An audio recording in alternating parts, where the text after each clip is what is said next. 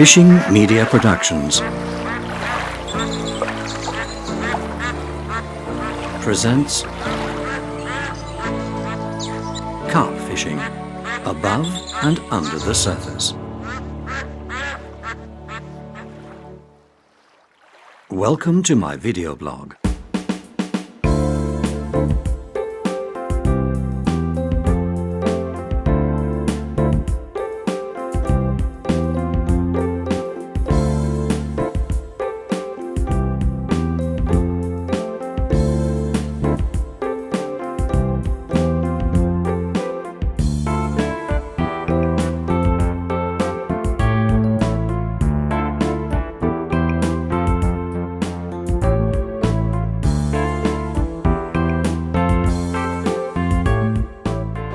We zijn hier op de VBK Meeting 2014.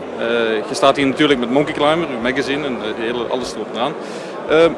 Wat de meesten niet weten, of misschien wel weten, is dat je ook heel actief bent binnen het VBK bestuur. Klopt, ik ben al zeker meer dan 10 jaar dat ik bij VBK Brugge betrokken ben. Eerst als medewerker gewoon en nu ben ik regiohoofd. En ik doe ook voor het VBK de PR zo'n beetje. Ja. Dus ik ben er al altijd mee betrokken geweest en het ligt ook wel erg nauw aan het hart, want als ik beginnen vissen ben, zo'n 20 jaar terug, kwamen de eerste VBK-bladen uit en dat gaf toch zo'n sfeer aan mijn visserij mee of zo'n gevoel, of de juiste waarde aan mijn visserij en waar ik mij nog steeds aan hou vandaag. In Zwolle is eigenlijk de Nederlandse première van Monkey Climber nummer 7 dan. En hier hadden we vandaag de Belgische première. Wel, die is er eigenlijk sinds gisterenavond is die van de pers. We hebben exclusief het verhaal van Luc de Baat van in de jaren 90 van op de Jonne. We hebben een stuk van Daryl Pick die door België eigenlijk als een stormram door België geraast heeft. Heel wat bijzonders alternatiefs opnieuw. Iemand die helemaal getatoeëerd is of in vissoorten. Het is echt een speciaal nummer opnieuw geworden.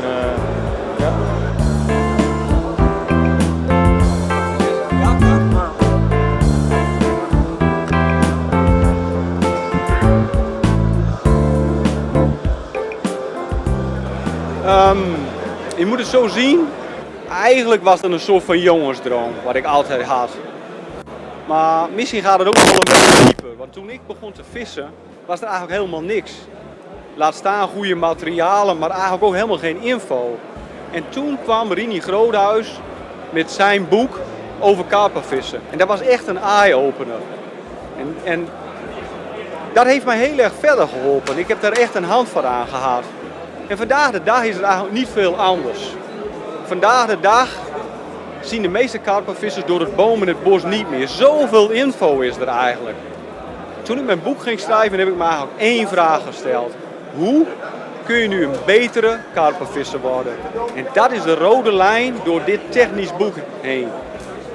Kijk, ik heb altijd al het gedrag van een dier, maar vooral ook als daar zeg maar druk op het dier wordt uitgeoefend door jacht of doordat hij wordt belaagd zeg maar. En hoe dat gedrag verandert en evolueert, dat heb ik altijd heel interessant gevonden. Vergeet niet dat ik heel lang rattenvanger ben geweest. Kijk, en een rat, dat is een zoogdier en die staat veel hoger op de ladder als een vis. Een vis is gewoon een lagere diersoort en heeft dus ook veel kleinere hersenpan en kan dus ook niet echt dingen beredeneren of doen. Bij een rat gaat dat veel sneller, dus moet je als vanger heel inventief zijn.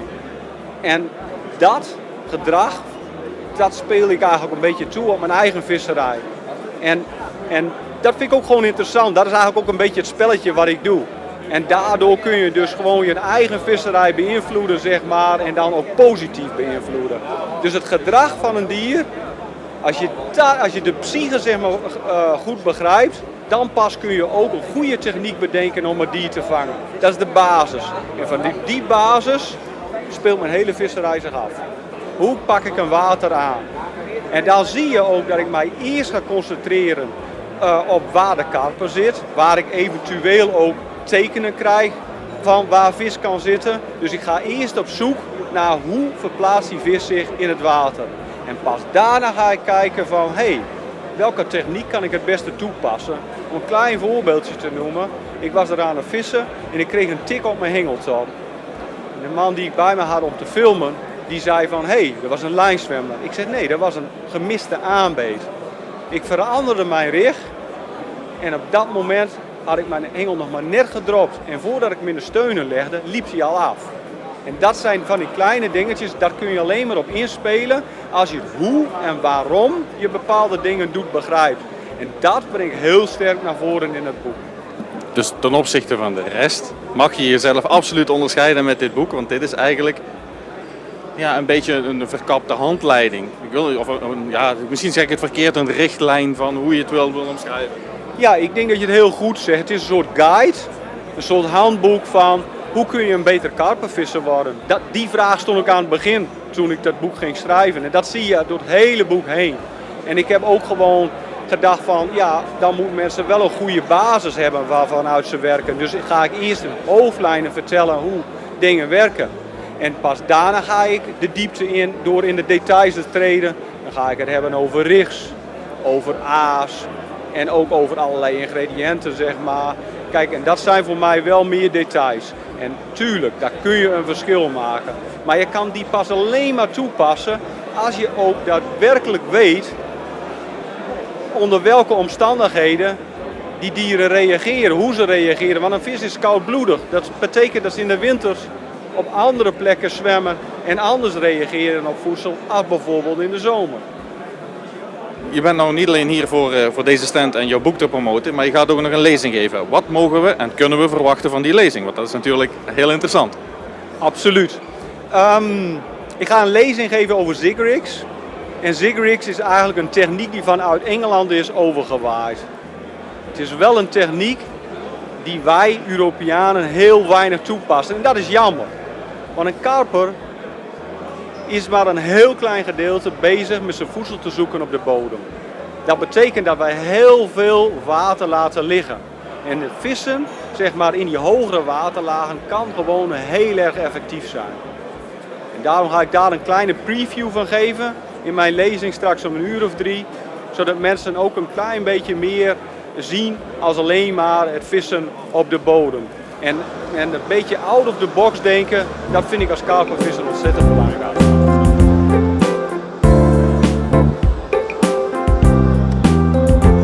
Well, when I was a kid, which was a long, long time ago now, we didn't have all the internet, ways of finding out what's in waters or where even they were.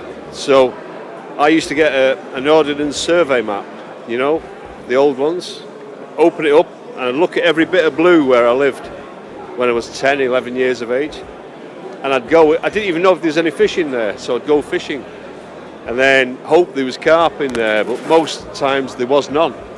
Not even any fish sometimes, but I'd fish, put a carp rod out and fish for other fish. And eventually I found some interesting places. And then my life sort of changed where I was fishing more and more interesting waters.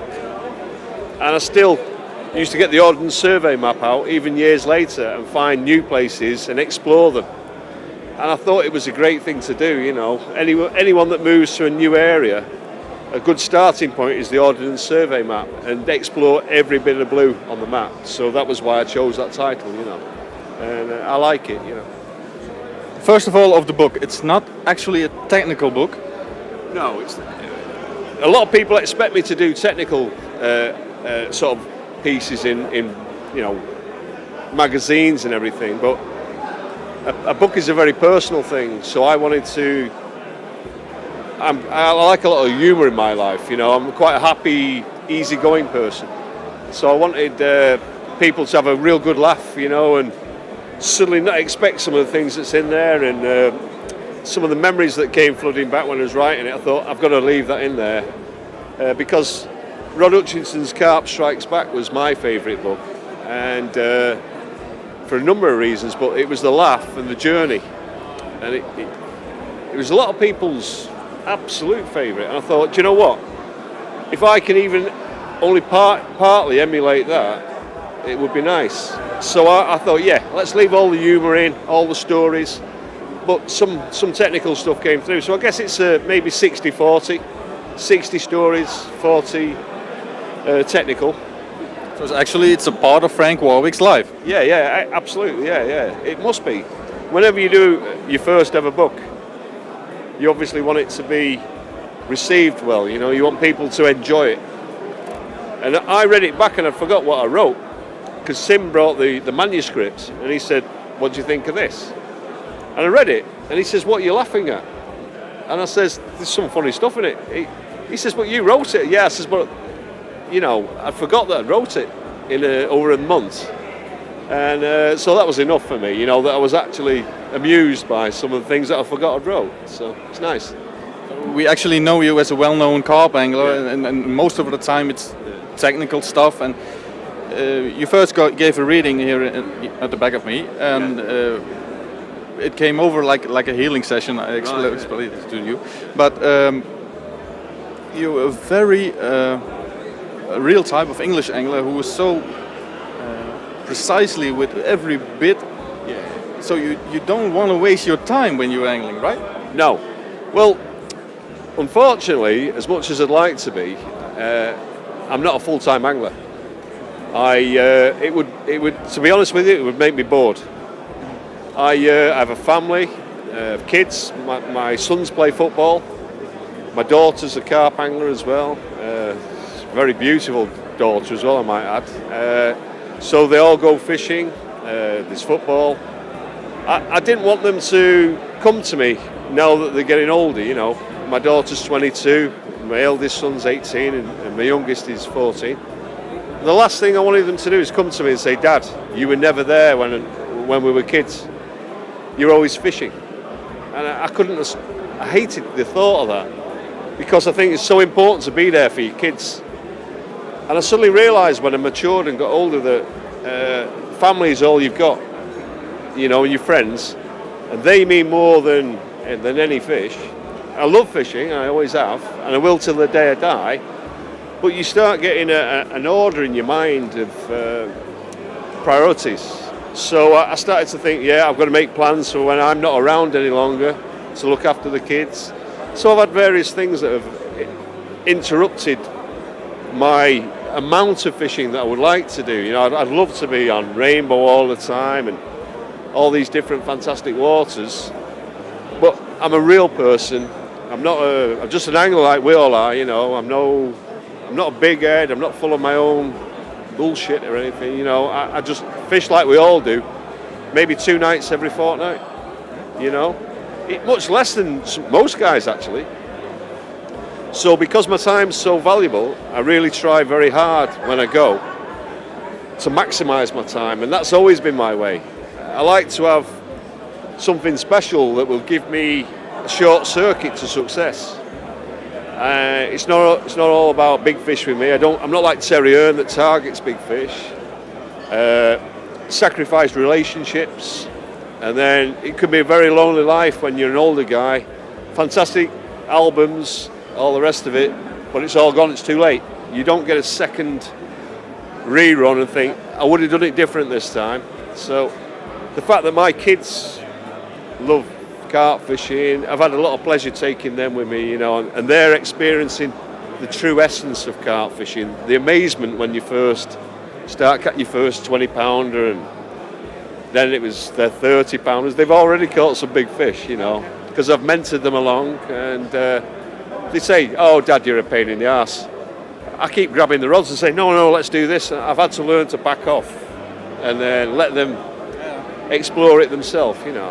And so it's been a nice journey. You know. I think for the most carp fisher, the last 5 minutes now, you spoke very wise words, actually. That there's more than only carp fishing. Yes, of course there is, yeah. You have to have a balance. The Chinese have a yin and a yang sort of thing, where it's like, if you go too obsessive, I've been there. When I was a kid, I used to pack all my jobs in. I had the worst attendance record in my school's history. They said you had 98 days absence in 1 year for fishing. It's crazy, you know. So it cost me everything. because I was completely obsessed, and I used to dream about fishing all the time. Fishing. It was the only thing that mattered. And then as you get older, you mature and you realise that a balance is needed. Otherwise, that's why a lot of guys have gone crazy. They've burnt out. They end up leaving the sport and vanish because they did too much too soon. So you need to never fall out. This is my advice to anglers. I've seen best friends that have been lifelong friends, and they fell out over secrecy of a water. One of them's told someone else about a secret water. Right, I'm never speaking to you ever again. Is it really worth it? That if it's broke confidence, maybe, but is it worth it with a lifelong friend? You have to think, do you know what? Does it really matter? The person matters. People matter. Friendship is more important than the other things. Yeah, because it's only when you get older and more mature that you realise that petty things, small things, are quite insignificant. You know, friends are important, and family, and the way you do things is important. You know, do things that for you, not to impress other people. Do what you like doing. You know, it's like That's a really wise life lesson, actually. yeah, absolutely. And you know, it's very difficult to make a living from fishing. All the young guys think, oh, I'd love to be a full-time professional fisherman. It's really not great. Fish don't live forever, as we know. So a lot of places, they'll have some big fish, but they don't plan for the future. And my philosophy is, I've seen waters in England be destroyed by non-native fish introduced willy-nilly, so that, you know, there's no thoughts of viruses or anything, and they've lost the original big fish and the new fish. So I think the way that you manage the waters is very important. So I think that anyone that wanting to understand how to have success for not just themselves but for the people that fish on their lakes or the syndicates or fisheries is very important, because when we're all gone, this generation, we have to think of the other generations. If it wasn't for the pioneers that stocked all the best waters with the good fish, where would we be now?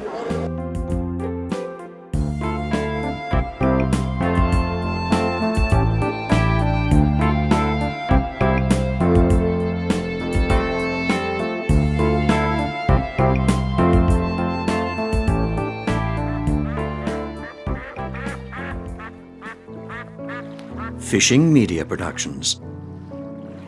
Remember, carp fishing is all about passion. It's an experience, not a competition.